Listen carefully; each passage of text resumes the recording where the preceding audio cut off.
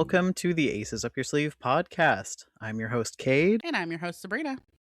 Today we are talking about quite a few things, but specifically those intersections of autism, gender, race, and sexuality. Whoop. And we are participating in the Podcasthon. So as a disclaimer, as per usual, this is not therapy or therapeutic advice. It's what we might do if we were in your position and our thoughts on certain situations. We've got two big announcements today. Indeed. First and most importantly, we are excited to participate in the 4th annual Podcasthon. This week, thousands of podcasts are highlighting a charity of their choice. And this year, we're going with the Black Trans Travel Fund as a charity we'd like to highlight. There are 2 others we considered, but ultimately the queer community would not be where it is without Black trans women, and many trans folks are autistic. And so ultimately it felt right to pick this organization. The Black Trans Travel Fund is a fiscally sponsored project of reuniting of African descendants, ROAD, a Black trans-led 501c3 organization. The Black Trans Travel Fund's main goal is to decrease trans misogyny and advocate for and celebrate Black trans women. Their mission as a Black trans-led collective is to provide Black trans women with financial and material resources towards education, community, safety, and removing travel barriers. They first supported people in New York, then New Jersey, and now internationally. You can learn much more about them at blacktranstravelfund.com.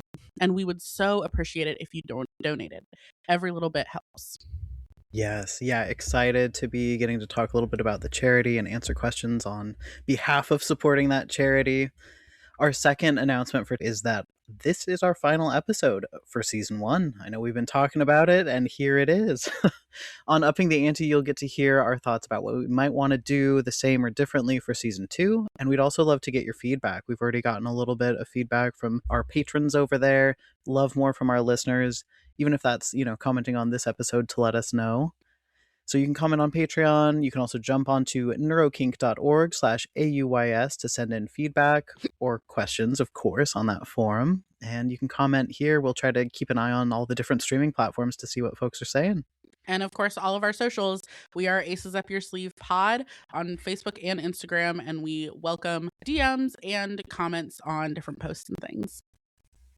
So let's jump right in. Mm-hmm. Our first one here is, I'm queer, autistic, and trans and still in high school. I live with my dad and he keeps saying that I'm not queer or trans and that it's just my autism causing me to be confused. He won't let me have any friends over or go to their houses in case I, quote unquote, make bad choices. And I can't wear what I want to wear either. I can't even get a haircut the way I want. What do I do? Is it my autism? I had crushes on boys, girls, and anyone since I was in preschool, and I know I'm not the gender they say I am, so IDK what to do to convince him or live my life. Oh, ow. That's hard. Yeah. It's such a common experience, is that high school trapped under quite an authoritarian rule, right? Yeah. Of parents and the adults that get to choose, even to the extent of self-expression. It's hard to have autonomy when you're also very aware of who has the resources and how you can get your needs met, and that's a tough spot to be in when you've got a parent trying to invalidate your identity and who you are and how you understand yourself. Yeah, exactly. We can assure you that it's not your autism causing you to be trans, that there is a big overlap of trans folks and autistics, but that one does not cause or create the other. Yeah, no. Statistically, trans folks are more likely to be autistic, but we aren't trans because of our autism. It might lead us to explore a little deeper sometimes gender and what that means socially, which could lead us to going, hey, I don't know, socially, if I match that construct or if I'm on this certain part of the construct that people say I'm on. We also tend to question things like gender roles when we're having those sorts of thoughts and deciding where do we fit in, how do we fit in, which is developmentally appropriate for all sorts of people at all sorts of stages in life and ages. Yeah. Same with queerness. Exactly. There's just, I think I was reading a book called Forest Euphoria, which is about the abundant queerness in nature. And it's a beautiful book. And the author was talking about if you are already part of a group or have a brain that looks at patterns differently or that is more likely to ask questions or to like seek understanding of why things are the way that they are, things like that. It makes sense then that folks find themselves to be trans, and I would even say like at probably younger ages, right? Which I think is one of the things that we see when like it's teens. Like you're talking about, I've had crushes on boys, girls, and anyone since preschool. That like these are things that you may or may not have noticed, um, in other contexts, but if you have a brain that's just kind of interested in the patterns or things like that, you might have noticed it more directly, or a brain that just wasn't as interested in the social norm of like, you can only have a crush on one gender, and then whatever came with that. And so, like, I do think that there's likely a coordination between, like, oh, okay, because I have a brain that works like this, I find that understanding of myself a little bit earlier. And unfortunately, that then comes with like now I'm contending with that and who I know myself to be with who my parents assert that I should be. We'll have to link that book in the show notes because that sounds really interesting. It's a good I'm book. working on the audiobook version of Refusing Compulsory Sexuality, Ooh. which is by a Black asexual named Sharonda J. Brown, and she talks a lot in there about all of those norms and how we, like, not everybody's built to fit those. And a Mm-hmm. lot of those are created in order to oppress certain groups of people. The fact that you're a teen and you're already like, yeah, I don't fit within these norms, these are not for me, very cool. It's sad that you're not getting the support from dad.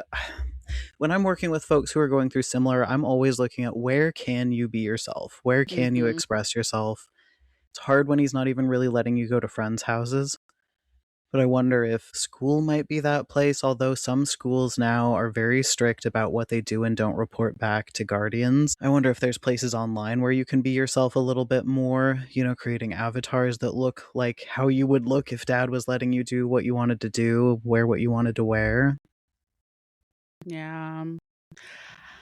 I also think like as really painful as it is, recognizing that like you can still be authentic to yourself even if you need to find some way to mask for safety externally, right? Like internally you can know the truth of who you are regardless of what someone else says or thinks or acts about that.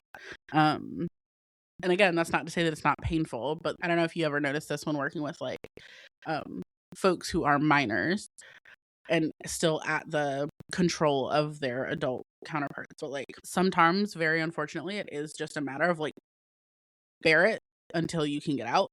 And it's a thing that I tell parents all the time. You have a finite number of years to create a relationship in which once it becomes optional, this person wants to continue it with you. So you get to decide how you act and whether you act in ways that will make them want to engage with you. And, I think it can be hard. I've never met someone who like didn't want a relationship with their parents. It's way more nuanced and painful than fucking Oprah Winfrey Book Club makes it sound. I do think that like there is a freedom at the end of the tunnel that sometimes you just got to wait for a little bit. Yeah, and that's true of folks I work with who maybe their parents are supportive of their gender or sexuality, but they're not supportive of other things or have really strict, unreasonable, or unrealistic expectations of them. Like, do you really want to make every conversation with your kid a fight, an argument, something that shuts them down instead of inviting them to be with you and like connect with you? So that's tough that dad is showing up in ways that are shutting you down and making that relationship really tense. Yeah, exactly. I don't know. I mean, I would hope that you've got some friends in your life who understand who you are, or a teacher, school counselor, therapist, somebody who gets it a little more where you can vent about these things and talk about them and just be more yourself. Yeah. I do wonder too, like, because I think that a lot of this is, again, the like, could my autism be causing this? If you can get a really firm understanding that, like, this isn't something that's like caused, Yeah. this is something that is you. And Yeah. so, like, the more confident that you get in that, it'll become easier then to make friends and community and find that support. And, you know, it's really painful, especially like if you happen to be in the United States, like there's a lot, or fucking Turf Island over there in the UK. There's a lot of folks who will try to convince you otherwise, but like that's why it's so important to gain like a real true sense of self and like self-belief, that like nobody else gets to tell you what your inner experience is. Yeah, and there's a lot of shame out there to be had when you're a trans person or a queer person and you're being told by the people who are meant to be providing for you and protecting you that you're not right to know who you are. But if you can find a few spots and a few ways to like feel more confident about who you are, know that it's your truth regardless of what that person or people are going to say about it, I think that can be helpful, like Sabrina's saying. And there's also a lot of data out there that shows that this is a just natural type of divergence from that norm. It's not pathological. It's not like a mental health issue. In fact, in our diagnostic manual, being trans is not in there, right? It's the gender dysphoria that's still in there because of that clinical level of discomfort that it causes. But even that may not be in there if it weren't necessary for certain surgeons to approve certain things or hormone providers. Being trans, being queer, that's not in our manuals. We don't diagnose people with, you're gay, sorry, that's going on your chart. Is wild. If every diagnostic code, so like the way that it works is it's an F code, right? It's like F, and then it's like a set of numbers. It was just F and then OH. Yeah. I think that'd be great. That would make our diagnostic lives easier if they were all depression. Yeah. Whoops. Little anxiety. Whoops, anxiety. Yeah. That's the other part, is like find people you can laugh about it with, because it sucks so bad, and so you gotta find people you can laugh about it with. Yeah. To call the way you want to dress a bad choice, you know, like what is he? Somebody on E! News commentating on like the red carpet. Why does he get to call your haircut a bad choice? Or finding people you can joke with about it and finding the humor in how absurd it is. It's interesting too, like it shows that you maybe do have friends who are somewhat supportive, like the fact that he won't let you go to their houses. And I think trying to see if you can find ways to like continue to recognize like you clearly can make good community connections, you clearly can find spaces that are accepting, and that will only get more as you are more able to be yourself. And I wonder about those friends' parents too, because I know I have quite a few friends that I met in my early 20s whose parents kind of sucked, and my mom sucked considerably less and in some ways didn't suck at all. And so she became kind of a stand-in parent. Like, they need to crash on the couch, they need to come over for a meal, they need some words of encouragement from a parental figure. She was there for that, and it doesn't take away the pain of how bad it sucks to go home and have dad there. But sometimes getting a different adult who has no ulterior motives, no weird agenda about making you act a certain way or appear a certain way can be really helpful. Yeah, I definitely that's a little bit how like my partner's family is the kind of like community parents, and so yeah, like finding those types of things. And I think it's also important, like if you think that your dad is open to hearing like professional thoughts on it, like there's lots and lots and lots and lots and tons of research and of professionals who will explain that like it is not that like someone is confused in order to be queer or trans, it's that they are being authentic to themselves, and that like acknowledging that and supporting it is actually a hugely protective factor, right? Like it helps to reduce the rates at which like queer and trans folks complete suicide or engage in self-harm or things like that, right? And so like if you think he in some world might be open to that, that might be a way. But if he's not, it still might be helpful for you to go in and learn those things for yourself, again, so that you can continue to build that inner sense of like it sucks that my dad was raised in such a way that this is what he believes and this is how he's acting. It really, I think one of the hardest parts of like that I watch of anti-queerness and anti-transness and all those things is like the way that they instill it in parents is fear, right? If your kid is these things, they're going to hell, or they're unsafe, or they're going to die, or they're going to do something harmful, or someone has done something to them. All of these narratives that work to play into parents' worst fears of what has happened to the kid that they love. And so they act really big because it's terrifying to them. And so it does this like ultra extra damage because it's a fear-based response. And that's also hard because it's like, as the kid, it's like, well, you're doing tons of harm to me. And you keep saying it's because you love me. And in their head, it is, right? Because they've been told and taught, if you don't find a way to get your kid to not be that, then your kid is doomed in some way. They use that same rhetoric with autism. Historically they have, and they still kind of do depending on where you go today, that it means XYZ for your kid's future unless you help them learn how to mask that and do things differently and fit in, quote unquote. Yeah, exactly. So I'm on board with if dad is open to some education or hearing from real trans people who are happy, successful in whatever way they define that, adults, sometimes that can help. I know early on my mom she wanted to be supportive, but also religious, more conservative at the time. Didn't understand it, had never met a trans person, maybe had met a gay person, but not close to any. And taking her to our local PFLAG, which stands for Parents and Friends of Lesbians and Gays, that group had they did a presentation night where two trans people, trans guy and a trans woman, showed up to talk about their stories. The stories were horrifically sad. They've had really hard lives, lots of family turmoil. And my mom left there and was like, I don't want that for your future. And that's part of what I'm so afraid of. And we were able to have kind of a conversation around me pointing out, and the things that led them to that were the lack of family support and the threat of being, kicked out and the threat of not getting to XYZ. They didn't turn to drugs because they were trans, or they didn't become depressed due to being trans. It was everyone else's response and reaction, and they just didn't have that support yet. So I wonder if dad would be open to hearing something like that, maybe from someone who's not his kid, because I know parents can sometimes be weird about you're my kid, how dare you educate me, but maybe from other adults.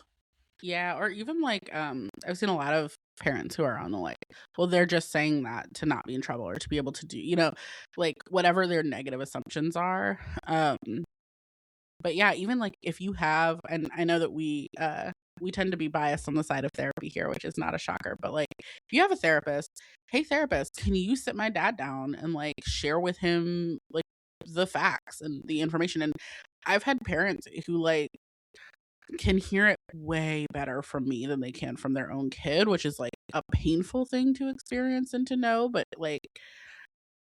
at some point, I think in a lot of ways, it's whatever works. So if you need me to say the same thing that your kid has been saying to you for 10 years, I will. I will say the exact same words in the exact same tone and way. And if you believe me and not them, then that sucks. But I'll do it for the betterment of, the family dynamics and things like that. Yeah, and honestly, sometimes I'd rather have the guardian ask me the totally invasive or the questions that your kid shouldn't have to answer that for you or find that info for you. Let me handle that, because it's a lot of emotional labor to put on you as the teenager. Especially when the questions are in a way to try to invalidate it and not actually to understand. Hit me with all of those. Don't hit your kid with them. Yeah, absolutely. Yeah. So I hope that's helpful. It's a sucky situation, but I hope you can find some places of support and then find some resources to be able to be away from people that are treating you like that. Maybe dad will shift in the future, maybe not, but hopefully you will build enough of a support system that if you need to change locations or get support elsewhere, you'll have it. Exactly. Okay, our next one. It says, hey, I am 26 and a black trans man. I think I'm autistic or maybe just really ADHD, but I try to hide that. How Mm, am I supposed to tell what's neurodivergent and what's masking because of trans or code switching? Thanks. yeah. It's a tough one because there's multiple layers of not meeting the norms and standards others would set upon all of us. Are you ready for my super hot take on this? Yeah. Um, I don't know that it's possible for Black, brown, and Asian people to be neurotypical. Like, I think that all of us are some form of neurodivergent in the way that neurodivergence marks a specific divergence from neuronormativity, and neuronormativity is white, expects whiteness, and engages whiteness as a tool, right? And so, like, I think a lot of times, like, and I wrote a blog about this once, like the difference between masking and code switching, at least like how I have experienced those differences. And I think like there are some, and they can be subtle um and sometimes nice to know about, but to be honest, I think a lot of it ends up not mattering in the wash, like where it's coming from as much as that it's there, and then making choices around like, would it be safe not to do it this way? Yeah. That makes a lot of sense. I mean, if we think about neuronormativity and neurotypicality, it is normed on privileged white people. Hmm. Yeah, that tracks.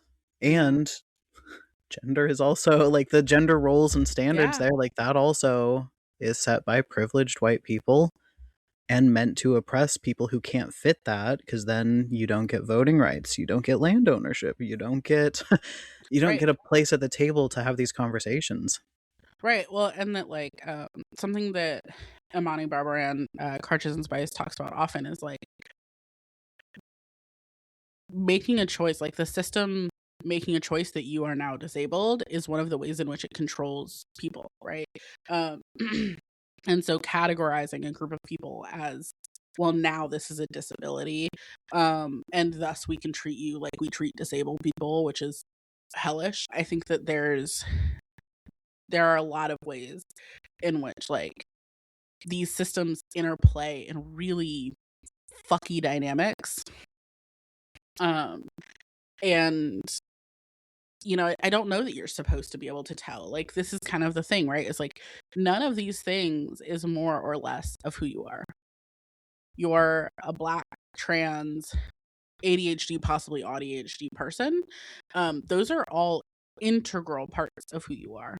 And like there are a lot of Black folks who talk about like, I'm Black first, and I definitely ascribe to that in the ways of like, you're not gonna see my ADHD or my autism first, but you are gonna see that I'm Black. Like I can walk into a room completely silent, and like that's the first thing you're gonna notice about me. Even my gender, depending on how much I happen to pass or not pass. Like I'm a cis woman, and so like I am pretty femme. But there are definitely people who would probably look at me and be like, well, that might be a trans woman, or like from their own weird bullshit. Because again, these are not things that are actually tangibly visible. That's kind of the whole point. Blackness is, and that's what we mean when we say like I'm Black first, right? Is it's the first thing that somebody can actually pinpoint, put their finger on about me. But like realistically, inside of my body, I'm all of those things all at once, all the time. And like when I'm in a super, super loud room, my Blackness doesn't care about that, but my autism certainly fucking does. Right? When I'm in a completely silent room, my Blackness doesn't care about that, but my ADHD does. Like, there are ways in which like they're kind of split out, but there's also ways in which like it doesn't matter which part of me is angry right now. Part of me is angry right now. Ah, you know? Yeah, I wonder almost what the function is under telling the difference. Like, is it just curiosity, or do you feel, question asker, like it might help you in some way to know which is which, to minimize one or the other, or to do one or the other more often or differently? I wish we had a little context on the function, because maybe we could also give some insight there. Yeah. I also wonder, is the reason you want to know so you can explain yourself better? Because I Yeah. don't think you should have to. Like, I think that there are ways like I find it important to figure out ways to talk about some of the differences. Even like we've talked about before, like the difference between ADHD, rejection sensitivity, and like BPD rejection stuff. And like, I find that important from an educational standpoint, but I will never in my life try to use it. Like, if someone is demanding that I explain myself and that, like, you have to explain yourself in order to be like a valid person deserving of respect, fuck you. I'm not doing none of that. And so I think like all of the things that you said, Kate, are like totally reasonable reasons why you might want to know. If one of the reasons that you're trying to tell what the differences are is so that you can explain yourself to someone who's like demanding it of you, screw that. If you're doing it so you can explain yourself to people who like you love and care about, and you just want them to understand you better, that's great. But yeah, that's definitely something I also am like eyeing a little bit suspiciously. Yeah, and usually when I hear somebody trying to parse out, like, which is which, what is this? The top two reasons I see: one, somebody's reading Unmasking Autism and they want to know how to unmask more. So they're trying to determine, like, what is masking because of the autism, which, again, is hard, especially if you're an ADHDer, like you might be based on what you've said here. And then the other reason is often trying to explain themselves to a partner or someone that is upset with them for some reason, so that they can say, well, this is because of this, and so I can't control that, but maybe I could do this instead, or, maybe I'll find therapy to help me with that specific thing. At the end of the day, I think the function of why you want to know matters most, because if someone says, Cade, you're way too focused on the Traders TV show right now, I need us to talk about something else, it doesn't so much matter if that's an ADHD hyperfixation, autistic special interest, like Trans dissociative, representation, like right? Like, because it's or the season's autism, like, Monet. yeah, or like the autism representation from this season, like whatever it is. It doesn't matter so much as that part where they're saying, I really want us to talk about something else. I've got, need us to refocus on this other thing. If I know it's a special interest or whatever, maybe that helps me internally conceptualize like why I'm doing it for myself and my own knowledge. But the function here would be, okay, how am I going to switch gears? Regardless of what's causing it, how can I refocus on this person for the conversation? Or say, I just can't have that conversation yet, so I'm going to have to reach back out to you, or if you could give me a day or two, or till the season ends, or whatever it is, collaborate with that person to problem solve. Sometimes that is what matters more. Yeah. And like, even to that point, like, I often work with folks or, even have friends who will talk about like, well, I just need this person to understand that I'm autistic and that means that it's okay that I XYZ. Like, no. You're a person who does XYZ. And that is either okay in the context of your relationship with this other person or it is not. And whatever diagnosis you have doesn't make that more or less true. And whatever other thing, like, part of it is that, like, if it is not tolerable to the other person in the relationship, that gets to be painful. But it doesn't actually mean that, like, well, but like, they just need to understand that I'm XYZ. And so, like, that makes it okay. And they have to just figure out how to tolerate that immediately.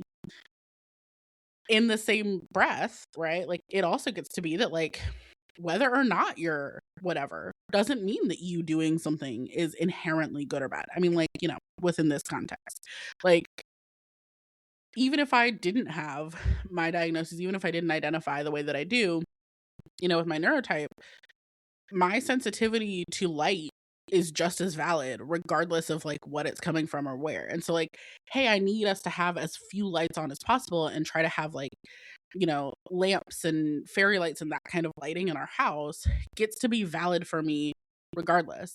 And we've talked about before, like, my partner, partially blind, needs lights on, like, needs to be able to actually have light enough to function and not fall down the stairs. Cool, they get to have that need. And then because we have chosen to be in relationship, we have to make choices about, okay, then yeah, the overhead light is going to be on when they're cooking or when they're going up or down the stairs. But when we're all just sitting around and like watching TV or playing video games at night, then we can turn off more of the lights, right? Like, it can flex to what our needs are in the moment. I don't have to explain, like, well, but this is why I need the lights off, is because of a diagnosis, versus I need the lights off because they're overwhelming to me and I don't want them on. They don't have to explain, I need the lights off because I can't, there's the lights on because I can't see. It gets to be, I need the lights on so that I can function. Like, both of us get to have that like leniency. Absolutely. I also am curious, as I reread the question, to know, is part of it because you're trying to figure out if you're autistic or an ADHD or both? That's Which what I'm is, wondering. yeah, like also kind of a different question than just, am I code switching or masking or what's going on here? So I Mm-hmm. wonder if that might be better served by a professional who's pretty knowledgeable about this stuff or other community members. You're a Black trans man. There are lots of autistic and ADHD or ADHD Black trans men that you could chat with and find out, like, do you all do this, or do you all think like this, or do some of you, whatever you're noticing that you're attributing to autism or ADHD, I bet there Right. would be people to tell you. Absolutely. Like, how common is this experience within this group? And here's the thing, you're going to get some people being like, no, I've never experienced that. Neither of any of my friends. You're going to get some people who do, like, I do that every day. Like, that's kind of part of it. But that, yeah, like, definitely going in and seeking out, like, the Black autistic community, the Black trans community, the Black trans autistic community.